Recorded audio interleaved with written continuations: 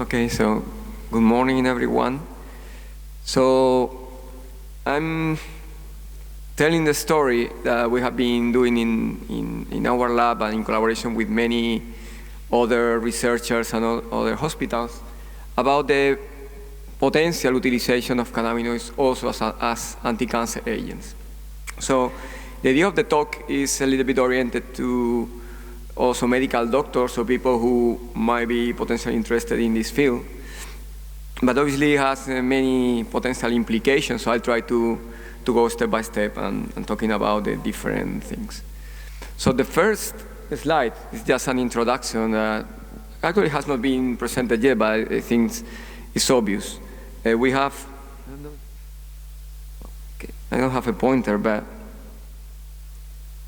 but obviously the effects of cannabis sativa or the components of cannabis sativa in our organism, and particularly the effects of THC, that's probably in terms of the therapeutic application, is one of the most important components of the plant, probably together with CBD. The effect is due to the interaction with our body. In our body contains an endocannabinoid system that gets receptors, gets other ligands, other components that are also lipid nature that are interacting with our endocannabinoid system. And that's the reason why the cannabinoids, and particularly THC, produce many effects in our body. And many of these effects, as we know, have therapeutic potential. We have had a couple of talks now where this was quite obvious. In one of them was more focused on CBD, the other also contained very interesting information on the potential therapeutic applications in pain or in any other conditions. So obviously that has led to the development of different treatments. In the context of cancer, I think it's very well established that cannabinoids, and this could be either cannabis extracts or preparations, or could be medicines that contain the active principle of marijuana, they have a potential for the treatment of the symptoms associated to cancer therapies or the symptoms associated to cancer itself. And these symptoms has to do obviously with pain, has to do with lack of appetite or vomit sensation, or has to do also with anxiety. So here, I don't want to be systematic, but the bottom line would be there is already clinical evidence that the utilization of cannabis-based medicines or the utilization of even cannabis extracts may have a benefit on cancer patients and could help them to improve the condition in terms of how they feel pain, how they feel less stress, how they can control appetite and have more appetite than normally they would have after a treatment, or how can they control a vomit sensation. That doesn't mean that this is the magic drug that's going to cure all symptoms of these patients. But I think the strategy, and we have listened from countries where this is already approved, is probably consider cannabinoids as a second or sometimes third-line therapy. So many patients have other therapeutic options that may be used for the treatment of these conditions associated to their cancer.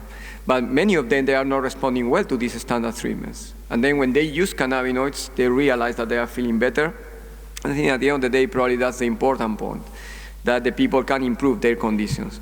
I think there is enough evidence as to affirm that this is clearly a situation that we have today. Obviously, probably it's necessary to do more clinical studies to compare with drugs of first generation now to see how good could be for one patient or the other, but I think this is quite well established and the scientific and medical community accepts this.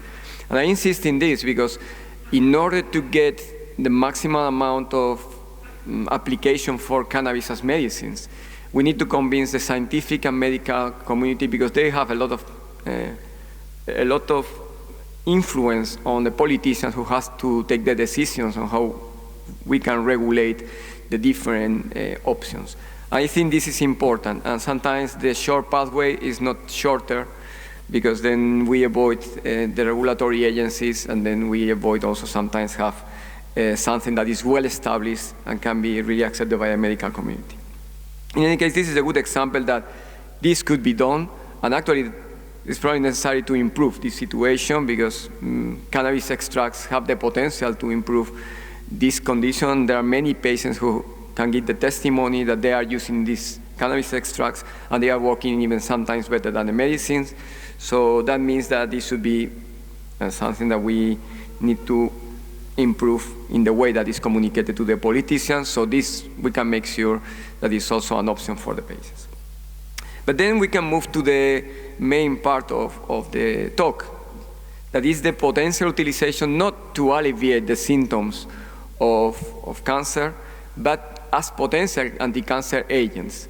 What is the potential of cannabinoids as anti-cancer agents? And this is less developed, but I think there are at least initial evidences that it could be interesting. But I would like to separate very well between the well-established actions of cannabinoids as agents that can alleviate the symptoms associated to cancer and the less established, and I think still in work in progress, anti-cancer activity of cannabinoids. Anyway, and this is a story that is not so early because already in the 70s, there were groups in the United States that were already working with cannabinoids as potential anti-cancer agents in animal models. And they found and published in good journals, scientific journals, that this was happening. So that was the opening, the story, but it was closed for quite some time. And then Manuel Goodman and some other people in our department, they were performing, I think, very important studies to show, again, that treatment with cannabinoids, in particular treatment with THC, was able to reduce and even in some cases eliminate the size of tumors that were generated with brain cancer cells. So these studies are showing magnetic resonance images from rats where brain cancer cells were injected within the brain. And then one can follow the presence of the tumor using magnetic resonance.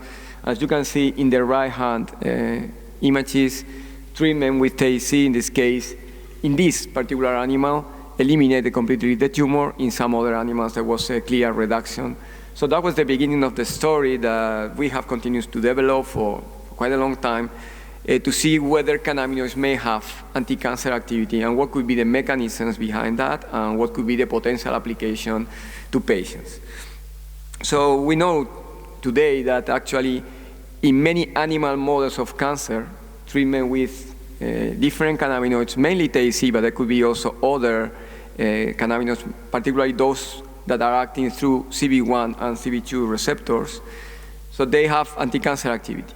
And well, here this is just the typical slide where we show different tumors associated to the tissue where the tumors are being generated, where there is clear proof that cannabinoids can reduce tumor growth. But I repeat, this is in animal models. This is what is very well established. And we know that the reason why cannabinoids are able to do this, and particularly THC, is because they can tackle three of the main characteristics of cancer cells. So they can act on the ability of cancer cells to divide. And actually, cannabinoids can promote or the inhibition of the cell division, or they can promote directly cancer cell death. So most of the work that we have done in the lab is to understand the mechanism by which THC, particularly THC, promotes cancer cell death. But there are also evidences that cannabinoids can also block tumor angiogenesis, or at least modify the way that tumors obtain nutrients and oxygen. So a tumor is an abnormal tissue, but requires, in order to be able to grow, requires nutrients, requires oxygen. So the way to obtain all this is through the generation of vessels that can irrigate the tumor. Normally, tumors generate very special type of vessels that are disorganized, and normally the normalization of this vascularization helps the treatment. So actually, what the researchers have found is that treatment with cannabinoids can help to normalize or inhibit somewhat the tumor angiogenesis. So that's something positive because reduces the ability of the tumor to be able to grow. And also there are other set of findings that show that cannabinoids can also reduce the ability of cancer cells to migrate to other tissues. And remember that in most cases, cancer is killing the patient because metastasis, because the generation of other cancers, other other metastases of the original cancer in other tissues, and that's normally what is killing the patients. So cannabinoids can also help to reduce the migration of cancer cells to other tissues. They can help to inhibit metastasis. So there are different publications showing what are the main mechanisms by which cannabinoids are able to do this. And this is promising, because obviously it can target cancer through different approaches. Another interesting observation that we and others found regarding cannabinoids in terms of the treatment of cancer is that this pro-cell death effect, this killing effect of cannabis on cancer cells, is selective of cancer cells, but it's not producing the same effect on non-transformed cells, on cells that are normal cells of our organism. If you remember in the previous talk, there was already some evidence, and there are many groups working on this, of the neuroprotective role of cannabinoids. So THC is well known to be able to protect neurons, for instance, or astrocytes from different insults. So we have this double or dual role of cannabinoids. They can kill cancer cells, but they can protect normal cells. So I like to show this experiment because it's very easy to understand even from an audience that is not a scientist. What we did here is to generate what is called xenografts. So that involves injecting cancer cells.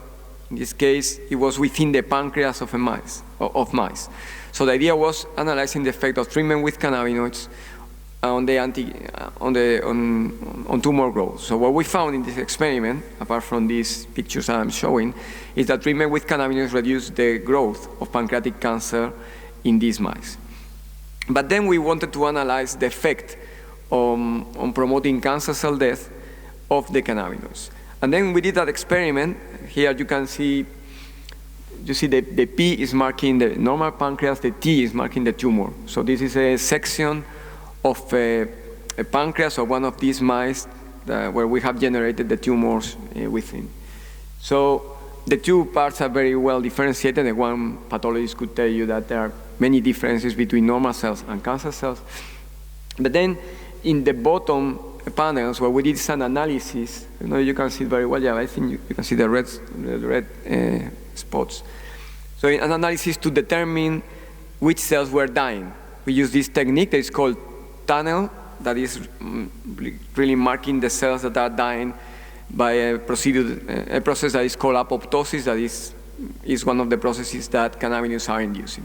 So what we found is that treatment with cannabinoids induce the presence of these red dots that corresponds to cells that are dying of apoptosis only in the tumor, but not in the normal pancreas, or only very few normal pancreatic cells. So this reflects in an experiment that everybody can understand that the effect of cannabinoids is selective in terms of promoting cancer cell death, but is not affecting in the same manner to normal cells.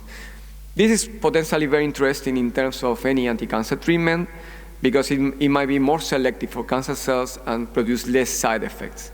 In any case, this is not obligatory for an anti-cancer treatment, and remember that most of the anti-cancer treatments that cancer patients undergo actually have toxicity on normal cells. Normally it's something the patient has to cope with, but the fact that the hair is being lost, or that you have all these stomach problems, has to do actually with the effect of normal treatments, of normal chemotherapy on normal cells of our body. However, if we can have something that is more selective, potentially it's more interesting, and it could give you something less aggressive for the body. So cannabis have this potential, and at least in animal models, and that's interesting. So what about the potential clinical application? Because there are many preclinical findings that are promising, but now we have a specific condition, that is cancer, where there is a specific treatments now approved, and now the idea would be, can we really implement new treatments for these cancer patients? So in order to implement a new treatment, and particularly in the context of cancer treatment, it's necessary to go to clinical trials. So these are controlled trials in patients that have the disease, have the cancer condition, and then really being able to prove in a statistically significant manner that the treatment that one is proposing is really improving the treatments that the patients are normally receiving. And probably in the context of cancer, this is particularly critical, because this is a life or death decision for many patients. So many patients need to undergo the treatments, otherwise they will not survive. If they have the right treatment, they have a high chance to survive. If they don't receive the right treatment, they don't. So other conditions are less critical, but in this case, it's very critical. So that's why normally the regulatory agencies are also quite strict on if we are really adding something that improves or not the current treatments. So going through clinical trials is important, but clinical trials are something very complicated and sometimes takes very long time. So I'll discuss a little bit at the end of the talk if I have time about it. So then it was possible to do a first of these clinical trials. It was very small, so clinical trials can be really very large. In order to really convince a regulatory agency, one needs to do very large clinical trials. But obviously one has to start by the beginning. And the beginning was this small trial in patients with a specific type of brain cancer. It's called glioblastoma. This is a very aggressive type of tumor where the patients normally die within 1 year and a half maximum in most cases, unfortunately. So in this trial, the idea was to add to the patients, this is like the timeline of the diagnosis and treatment of a glioblastoma patient. So there were 9 patients in this study. They were diagnosed with the tumor. They received the normal treatment that they were receiving at that time. And then when they have a relapse, that is, unfortunately occurs mostly almost in 100% of the patients with this disease, then they were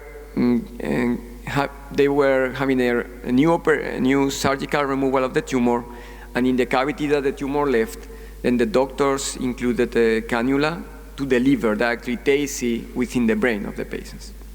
And then the idea, because this was a pilot trial, the idea was to look at not so much the survival of the patient, that is also followed, as I will explain, but also the presence of secondary effects or side effects, something that could really affect the patient and avoid the possibility of doing a trial. But actually, the patient didn't have any special side effects. They could get good the treatment, and actually it was also possible in 2 patients to get samples before and after the treatment with TAC.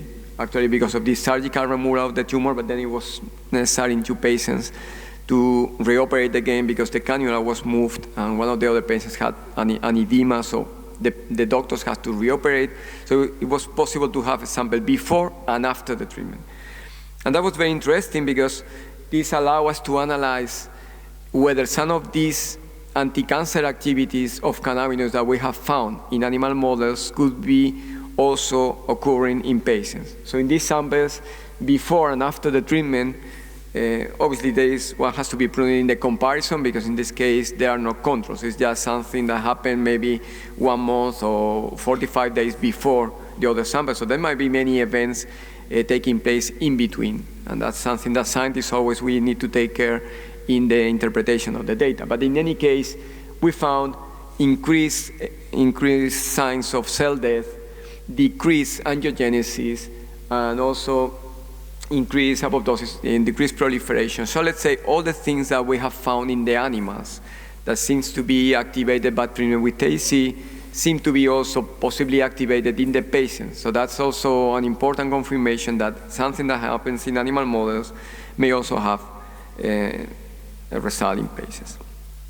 But then what in terms of the survival of the patients? I think this is important because tell us probably a story of what cannabinoids may do for a patient, for a cancer patient. There might be cases where a cancer patient could be cured by cannabinoids. I don't deny it because I have been working in this field for probably 20 years. So I'm the first one who believes on the anti-cancer activity of cannabinoids.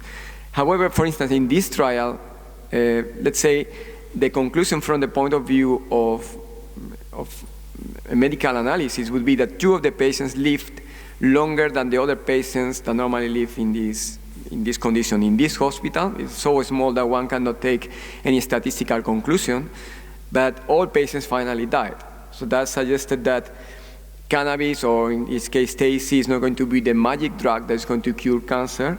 However, there could be room for improvement, at least on the survival of the patients, particularly together with a low toxicity or no toxicity at all, with the evidence that the mechanisms that we have found in animal models were also activated in the patients, really suggested that there could be room for improvement. And then one has to think, most of anti-cancer therapies today are not based on single treatments. They are based on combination of different agents. Also think that in this particular case, this initial trial, these are patients who had already been diagnosed with one of the most deadly diseases, that is glioblastoma. They have already received standard treatment, so they were already resistant to this treatment when they received the treatment with TAC. So obviously this is a very aggressive and difficult condition, but there might be other conditions that might be a bit easier to treat. So our strategies were then, if we could improve the situation by understanding better what was going on. So obviously we did a lot of work. We are biochemists in the lab, so we work a lot on mechanism of action. I will skip obviously that part. We did a lot of work on that, on trying to understand how cannabinoids are working. Just to say that we did a lot of work, we understand very well the precise mechanisms within the cell that TAC activates to promote cancer cell death, and then we were able to publish in prestigious scientific journals. I think something that always helps to get the message in the right, the people who had to make the decisions at the end. However, in terms of how we can improve these results that were promising but maybe not striking in terms of survival of the patients, we thought in these two strategies that I was mentioning before. So firstly, trying to identify which patients could be responding better or worse. So today in modern medicine, you are probably listening a lot about individualized treatments, because some people are responding better to treatments than others, and that happens even for painkillers, but could happen for any other treatment. So probably in terms of cancer, this is important because there are molecular reasons that sometimes explain why some patients respond better than others to other therapies. And actually, if one is able to do a molecular characterization and also distribution of the patients in different populations, then one can design specific treatments that may help to a specific population of patients. So that's something we have been working with, and well, we have some results, but this needs to be confirmed anyway with clinical trials. But then the other part would be if we can combine current treatments with cannabinoids, because that might be an easier way of going into something that is useful, but also something that is acceptable for the scientific or medical community. So the patients are already receiving the treatment, but maybe we can put cannabinoids on top of this treatment and then improve the response of the patients to the treatment. So that was an option, and so I'm explaining again the example of glioblastoma, how we tried to find a possible combination of therapy for the treatment of glioblastoma patients using cannabinoids in combination with the standard of care. So in the case of glioblastoma, the standard treatment that patients receive today still is not producing a very good benefit. So this is, again, in the bottom part of the slide, the timeline of a treatment for a glioblastoma patient. So normally they are diagnosed, they have a removal of the tumor, and then they receive nowadays a combination of radiotherapy plus a drug that is called temozolomide. That is an agent that induces damage on DNA, and then it can promote cancer cell death in principle. So this is the standard of care. That means that all patients, or most patients that have this disease, they receive this treatment. What is the effect on the survival of the patients? This curve that is in the upper part of the slide is showing two curves of orange color that actually represent the comparison between treatment only with radiotherapy or treatment with the combination of temozolomide and radiotherapy. You will see that one of the curves is a bit higher than the other, but this is representing the fraction of patients that are alive after a certain time. So as you can see, after 30 months, most of the patients are died when they have been treated only with radiotherapy, whereas let's say there is a fraction of 20% of the patients that are alive when they have been treated with the combination of radiotherapy plus temozolomide. So still the result is far from being optimal, because most of the patients are dying very early, And the only thing that one can get with this treatment is improve a little bit the survival of the patients and increase a little bit the percentage of patients that have long-term survival. What is excellent for the patients that have longer survival than before, but still, it's not that the curve is now getting very up and we have 100% of responses. So this is very different from other tumor types, like, for instance, breast cancer today is responding much better to most therapies. So we thought, maybe if this is the standard of care, what can we do if we add cannabinoids on top of the treatment with temozolomide? Because that's what most patients are receiving. So that was our idea. So we tested in the lab, first in cells, then we generate xenografts. So we generate tumors by injecting glioma cells into the flank of mice. And well, these graphs represent how the tumors are growing. So we are measuring the tumor every day during the treatment. So if you don't treat the tumor at all, what will be the vehicle, so the blue line in the upper part, the tumors grow very rapidly. If you do the treatment in this experiment with TAC or with temozolomide alone, the tumors still are growing, but they grow much slower. So this is good because you can get at least a delay in the tumor growth, so that could be positive, but still it's not as striking as we found when we combined TAC with temozolomide. In that case, we had actually a complete inhibition of tumor growth, and in approximately 1/3 or half of the animals, we have a complete elimination of the tumors. In the others, the final size of the tumor after the treatment for only 2 weeks was slower than at the beginning of the treatment. Was smaller than at the beginning of the treatment. So this was very promising. We thought that this could be very interesting. Maybe that could be an option, because then we could add on top of what the doctors were using cannabinoids, in this case TAC, as a way of improving the conditions. And then we thought, how could be the easier way, and easier, maybe not that easier as I will explain, what could be the easier way of getting this into the clinics? And we thought that the first trial that I mentioned before was very complicated because we didn't have any support from any pharmaceutical company. And this has been mentioned today. I mean, this is complicated, and we need to learn how to deal in the best possible manner with pharmaceutical companies, because they are the best way of providing medicines of good quality, but obviously they have interest, they have economic interest. So we need to be able to negotiate with them in a way that the patients get the benefit, the states can get medicines at a reasonable price, and maybe, okay, they do a big effort on investment, and they need to receive some revenues, but that has to be balanced. This is a very complicated equation, and obviously this is not only for cannabis, in general for everything, but sometimes we need pharmaceutical companies. That's a fact sometimes. In any case, what we did is, at that time, we approached GW Pharma because they were the pharmaceutical company who were producing Sativex, that is the medicine that is approved in general in many countries in Europe now for the treatment of patients with multiple sclerosis and in different conditions. And then we developed something in collaboration because we thought, maybe they have the medicine, we have the idea, so maybe we can go much faster into clinical trials with a medicine that is already approved. So the idea is, because the medicine contains CBD and THC, we develop a preclinical work in order to see whether the same effects that we have found with THC could be also obtained with the combination of THC and CBD, that is more similar to Sativex, but obviously it's also very similar to many strains of the plant that are producing balanced proportion of THC and CBD and can be used as extracts for the patients. Also, there is another benefit. I think now, many years later, it's very clear that for the patients, it's much better to get a proportion between THC and CBD than THC only, because they get less high with something that contains CBD, and also even working with different proportions. I'm sure something is going to be developed these days. Could be interesting. In any case, I'm not showing many data, but we did a lot of work on trying to verify different vias of administration, because it's not the same injecting in the animals that administering orally.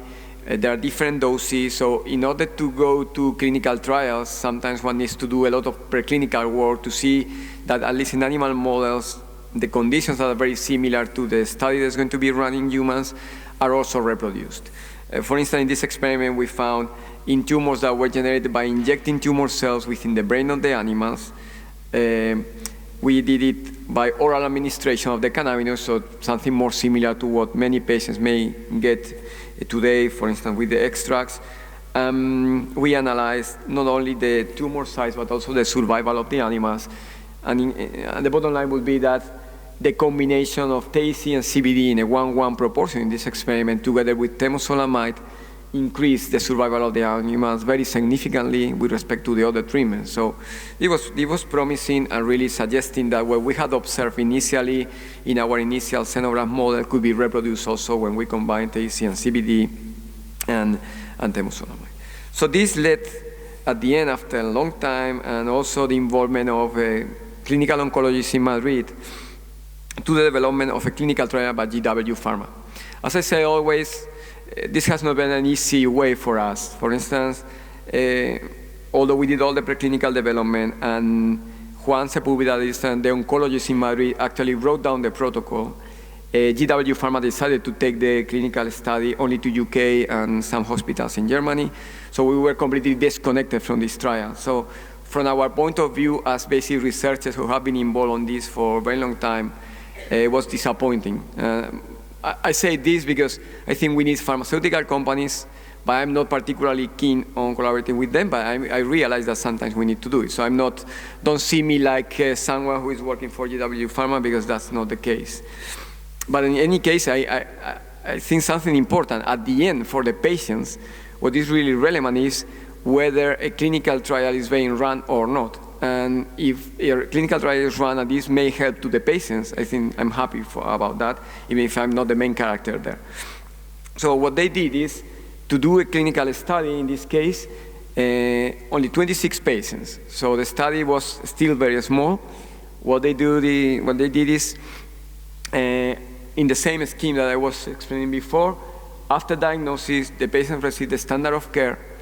Then when they have a relapse, they were not operated because now the protocols have changed, so these patients are not reoperated again, but they receive or Sativex, that is their medicine that contains THC and CBD, in combination with temozolomide, or they receive temozolomide plus placebo. So the idea was first to test the potential toxicity of the combination of temozolomide and Sativex, because this has not been tested before, and that's important. So the first 6 patients were to verify that, so they verified that it was fine. And then they compared the 2 arms to see whether the patients that received Sativex together with temozolomide were surviving more than the others, or were having a better condition in general. So they had not published yet this in scientific journals or in clinicaltrials.gov. That is the repository where all clinical trials need to be finally communicated. However, they made public, and this is what is officially out, a communication in their website explaining that the survival of the patients that had taken the combination Sativex and temozolomide was higher, and significantly higher from a statistical point of view, from those who had taken placebo plus temozolomide. So I think this is promising. It doesn't really make that all patients are going to survive, but maybe we can at least increase the survival of the patients. So I think this is promising, but obviously we need to go through additional studies in order to see whether this is effective or not. Anyway, we thought that it could be interesting to combine this with an alternative approach, because actually what we did in the lab was not waiting for the tumor to have a relapse. We did initially the treatment. Do I need to finish now? Sorry? The dosage. In this trial, you mean? So what they did is to administer Sativex, you can go up to, I think, maximum of 12 puffs per day. So obviously not all patients received exactly the same doses, but approximately they may have around probably 28 milligrams THC, 28 milligrams of CBD per day. So these are relatively, I think, still doses that you could go much higher, probably in terms of a potential treatment. I will discuss now with the other trial. Obviously, we don't have all the specifics because we don't have access to the data yet. I hope they will publish soon these results. I think they are promising, but we don't know. Anyway. Then we thought that it could be interesting to do a trial that was more similar to what we actually did in the lab. So from the beginning, on top of, once the tumor is generated, then try removing the tumor and then treatment with the combination of cannabinoids and temozolomide. So we were lucky to be approached by these guys. So these guys are like a charity or a foundation. It's called Medical Cannabis Bike Tour. So they have raised a very significant amount of money, and they were interested on pushing on clinical studies on the use of cannabis for therapeutic purposes.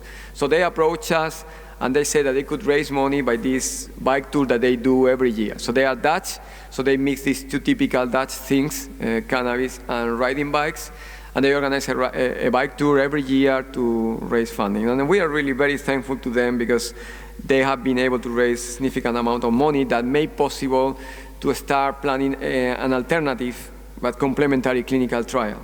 So this clinical trial is actually, or is going to be run by the Spanish group of neuro-oncology research. So these are neuro-oncologists who are working on brain cancer. It has the support of Medical Cannabis Bike Tour, and we will receive the medicine that is going to be used here is THC and CBD from Tilray, so from another pharmaceutical company that we are also thankful, but it was necessary in order to provide the medicine of GMP quality, so a quality that is accepted by regulatory agencies that can be used in a clinical trial. So the idea here was a bit different, although complementary. So instead of waiting to the relapse, the idea of the trial is on top of radiotherapy and temozolomide, that is the standard of care, adding THC and CBD to the patients and see whether this is improving the survival or the condition of the patients. Well, this is not very easy because we have been with the design and improvement of this trial for quite a long time. So now it's in the Spanish regulatory agency. We need to change a few things. Actually, the doctors who are the ones that are running. But we hope that next year it will finally start. And I think we will have very interesting data once this is finished, because together with the other trial, I think we will have a good evidence to maybe move to larger trials in the future. So I'm finishing here, but I would like to have like a reflection on what could be the future, because what we have is preclinical findings in animal models really showing that the anti-cancer activity might be real in these animals. But now we need to see whether this is also true in patients. The first evidence is from very few trials. There are a few others that are ongoing in the world, suggests that there could be anti-cancer activity. Also, there is a lot of information from patients who took cannabinoids independently of clinical trials, but they got a clear benefit. So I think still there is a lot of room to do more things. Obviously, there could be other trials in other cancer types, because glioblastoma is very aggressive. We could go to other cancer types that are very aggressive too, like pancreatic cancer or metastatic melanoma, that normally they don't have a good treatment, so it's easier to introduce new treatments, including those based on cannabinoids. We could go to those tumors that normally respond very well to therapies, except some subtypes or some patients that become resistant, and that could be also very good way of going to new clinical trials for these patients. And then, obviously, trying to identify the population of patients who may respond better to cannabinoids could be very interesting too, because for all anti-cancer treatments nowadays, the doctors try to be as specific as possible. So if they detect a target that can be identified like something that may help to have a very good response to a treatment, they decide to go for this specific treatment. So if we could do something similar with cannabinoids, that would be important. And obviously there is a lot of room also to decide what could be the the drug in particular that we use, different combinations of THC and CBD with different ratios. There could be a lot of these things that we have also been doing in the lab. Just to finish, I don't know if I have time or I should finish here. I should finish here? Okay, continue just very rapidly. But I would make just a final reflection. Because what I have been trying to tell is, in terms of convincing the clinical and medical community, we need to have scientific data that are standardized with the normal data that they use to approve any other treatment. So in the precise context of anti-cancer treatments, we need to show something that is very solid in terms to convince and being able to affirm that cannabinoids have anti-cancer activity. But it doesn't mean that in the meantime, cancer patients need sometimes help. And what can we do? So the facts to me are, there are two types of cancer patients that normally are looking for cannabinoids. Or patients who have side effects from normal anti-cancer therapies or cancer itself, and they know that they can feel better with cannabinoids, and actually they normally have this personal experience, so they are already using it. And also some patients who know that the prognosis for the cancer is not very good, so they are looking for alternative treatments or something complementary. And this is a reality that most medical doctors experience every day. So that's something we need to face, and we need to try to help the patients. That are the most important part of the equation, obviously. So in my opinion, we have to take into account that we have, as I said, very solid preclinical evidences. So in animal models that cannabinoids, particularly THC or THC and CBD, or different combinations are working. So that's clear. There are many anecdotal cases, as I said, of patients who or have get better, or they have get cured, or they have improved after using cannabis. However, today I think it's not possible to say that cannabis is going to cure cancer. In my opinion, this is too extreme, because if we say something to someone, this person may also have the temptation of substituting the treatment that they are receiving by cannabinoids. I think we have to be responsible and not saying this. It doesn't mean that maybe they can add cannabinoids to their therapies, or they have to be aware at least. The reality is that we cannot say this is going to cure cancer. We believe that can help you, and we believe that there are a lot of preclinical evidences and evidences from people who have used it and they improved. But the responsible thing, at least from the medical point of view, is saying, well, we don't know yet. So this is promising. If you decide to use it, we can help you to use it, but you need to be aware that this is not the cure of cancer so far. Maybe in 20 years we can say that, proving it. But from the scientific medical community, this is important, and then it's also important for the regulatory agencies, and that's something to take into account. In any case, I think what cannabinoids are safe, and that's something that is very different from other medicines. So some of the medicines that we are taking today, I was telling to my students the other day, like paracetamol. So everybody takes paracetamol, but a very high dose of paracetamol kills you after 3 days. We know that a very high dose of cannabinoids is not going to kill you. Maybe you will be 3 days stunned, but you won't be killed by that. So they are safe. They don't produce toxicity. They produce side effects. They produce psychoactive effects. You can get important side effects, but you are not getting toxicity as many other anti-cancer agents. So we can say that in general they are safe. Also, there is a long experience of patients who, at the same time that they are taking chemotherapy, they are taking cannabinoids to alleviate the symptoms of this treatment. So there is quite a long experience of interactions with other drugs. In any way, from the medical point of view, every new treatment that involves interaction with other drugs needs to be investigated. And that's one of the things that I also think we need to, we need to work a little bit more in the potential effects of the combination of cannabinoids with other anti-cancer agents, not only from the therapeutic point of view, but also from the point of view of the potential toxicity that the combination may produce in the patient. In principle, they don't do it, but I think something important.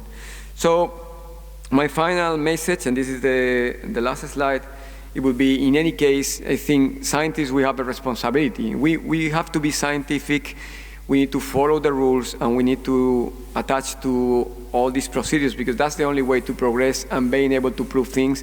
I think at the long term, this is what pays more. But also, we have the responsibility to try to help the patients. And this is just our experience in Spain. For instance, we created this Spanish Observatory of Medical Cannabis that basically is very similar to what you are doing here. We are trying to combine scientists, medical doctors with interest in medical marijuana, and also patients who have experienced themselves the benefits of all these treatments. And we are trying to do our best to change the regulatory situations in many countries. For instance, in Spain, it's not legal to use medical cannabis. There is a very ambiguous situation, and what we want is to have a clear regulation that allows the patients to have access to medical cannabis. Maybe it's not completely proof for some applications, but it's proof for some others, and it's clear that it may help the patients in any case. So we need to find a way to really change the regulations in many countries and then improve the condition of the patients. So the very last slide will be the acknowledgement, because all the work we do is a teamwork. So there are many people involved here in my group, collaboration with hospitals, collaboration with other medical doctors, other researchers, and it's always good to thank all the work to the people who deserve it. So thank you for your attention. Sorry if I've been a bit long, and that's all. Thank you.